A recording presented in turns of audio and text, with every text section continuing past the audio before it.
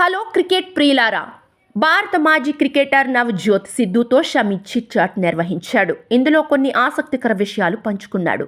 Siddhu, hi Shami, నువ్వు ఎలా 5-6 కేజీలు బరువు తగ్గావు అని షమీని అడుగగా, అందుకు షమి నేను 9 కేజీలు తగ్గా అని సమాధానంగా చెప్పాడు. అందుకు సిద్ధు, అసలు అన్నమే తినలేదా, బిర్యానీ కూడా తినలేదా అని అడుగగా, షమి గాయం నుంచి కోలుకొని కంబ్యాక్ చేయటానికి చాలానే కష్టపడ్డాను. నేను ఎన్సీఏకు వెళ్ళినప్పుడు దాదాపు 90 కేజీల వరకు బరువు ఉన్నాను. నేనెప్పుడూ టేస్ట్ కోసం తినాలనుకోలేదు. అలాగే ఎక్కువగా స్వీట్లు తినను. అలాంటి వాటికి చాలా దూరంగా ఉంటా. ఇక బిర్యానీ విషయంలోనే కొంత ఆందోళన ఉండేది. నేను 2015 నుంచి రోజుకు ఒక్క పూటే తింటున్నా. బ్రేక్ఫాస్ట్, లంచ్ చేయను. నేరుగా డిన్నర్ చేస్తా.